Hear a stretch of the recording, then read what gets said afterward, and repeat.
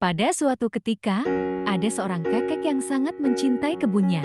Ia menanami kebun itu dengan berbagai jenis bunga. Setiap hari ia menyiram dan merawatnya dengan begitu baik. Namun karena sudah lanjut usianya, sang kakek memiliki kesulitan untuk bergerak dan ia merasa akan sulit baginya untuk merawat kebun itu setiap hari. Jadi sang kakek meminta cucunya untuk membantunya merawat kebun itu selama 1 minggu. Sang kakek mengajarkan cucunya bagaimana cara merawat kebunnya seperti memberikan pupuk, menyiram tanaman, dan menggunakan mesin pemotong rumput. Minggu pertama lewat dengan begitu baik, cucunya sudah mengerti apa saja yang harus ia kerjakan. Beberapa minggu setelah itu, pada sebuah sore hari di musim dingin, sang cucu mengerjakan tugas kebunnya sambil menonton sebuah video melalui HP-nya. Ketika ia sedang mendorong mesin pemotong rumput, ia tersandung oleh sebuah batu besar yang tidak ia lihat karena terlalu fokus menonton video. Mesin pemotong rumput tersebut terlepas dari tangannya. Kebun bunga sang kakek pun hancur. Bunga-bunga indah yang kakek rawat selama ini telah menjadi potongan-potongan kecil yang tidak berbentuk. Sang cucu menjadi sangat takut. Ia tidak berani mengatakan apa yang telah terjadi kepada kakeknya. Ia sangatlah yakin sang kakek akan meledak dengan amarah dan ia pasti akan dimarahi dan dihukum. Pada hari itu ia tidak mengatakan apa-apa kepada kakeknya, tetapi ia tidak bisa tidur karena rasa takut dan rasa bersalah. Jadi pada pagi hari ia keluar kamar dan menunggu sang kakek bangun. Ketika kakek sudah bangun, sang cucu mengatakan apa yang telah ia perbuat. "Kek, kemarin aku tidak sengaja menghancurkan kebun bunga kakek. Aku mengerjakan tugas kebun sambil menonton sebuah video. Sehingga aku tersandung dan mesin pemotong rumput terdorong ke arah bagian bunga-bunga," ujar sang cucu. "Mari kita lihat terlebih dahulu seberapa buruk kerusakan yang kamu buat," jawab sang kakek. Ketika mereka keluar ke halaman, kebun itu tertutup penuh oleh salju. Ternyata sepanjang malam salju turun, sehingga sekarang salju sudah menutupi kebun yang hancur tersebut. "Kamu lagi bercanda ya?" tanya kakek. "Sungguh kek, jika salju ini sudah hilang, kakek akan melihat semua yang telah aku perbuat. Kakek akan melihat betapa hancurnya kebun ini karena perbuatanku.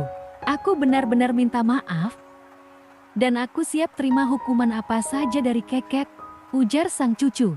Kakek menaruh tangannya di pundak cucunya. "Coba kamu lihat kebun yang tertutup salju ini. Apakah kebun ini terlihat hancur bagimu? Menurut kakek, kebun ini terlihat sempurna dan indah. Sehabis musim dingin, barulah kita nanti tanam bunga-bunga yang baru. Kemarin kakek belum mengajarkan cara menanam bunga toh?" ujar kakek sambil tersenyum. Sahabat yang terkasih, pesan yang kita dapat dari ilustrasi ini adalah hidup kita telah hancur oleh karena dosa, berantakan seperti kebun bunga tersebut. Tetapi Yesus Kristus datang dan mengorbankan nyawanya untuk menebus dosa kita di masa lalu, di masa ini. Apapun yang kamu telah lakukan di masa lalu, seberapa buruknya perbuatan kamu, tidak ada yang dapat menahan kasih karunia Tuhan. Tidak ada dosa yang terlalu besar, yang tidak dapat dibersihkan oleh darah Yesus Kristus. Jika kamu sungguh bertobat dan kembali ke dalam kasih-Nya, Ia tidak akan melihat kembali ke belakang dan mengingat-ingat dosamu. Dosa kita yang merah seperti kain kesumba telah dicucinya bersih menjadi seputih bulu domba. Dosa kita yang merah, bagaikan kirmizi, telah ditimbun olehnya dengan putihnya salju. Seperti sang kakek yang tidak melihat kerusakan kebunnya, Tuhan tidak lagi melihat kita rusak dan berantakan. Yang Ia lihat adalah keindahan putihnya salju oleh karena Yesus Kristus. Tuhan sudah mengampunimu, dan Ia tidak lagi mengingat-ingat dosamu. Maka berdirilah dan berjalanlah di dalam kasih karunia-Nya, jangan lagi terperangkap dan mengingat-ingat dosamu yang lama. Letakkan pandanganmu pada Yesus Kristus, dan nikmatilah kasih-Nya di dalam hidupmu. Dan seperti Tuhan yang sudah mengampuni dan tidak mengingat-ingat dosa kita, kita jugalah jangan menghakimi orang lain karena dosanya di masa lalu. Tetapi katakanlah kepada mereka bahwa dosa mereka sudah diampuni dan Yesus Kristus telah mati bagi mereka.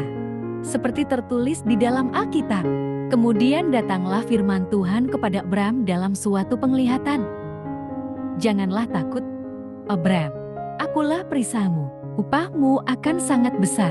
Abram menjawab, Ya Tuhan Allah, apakah yang akan Engkau berikan kepadaku?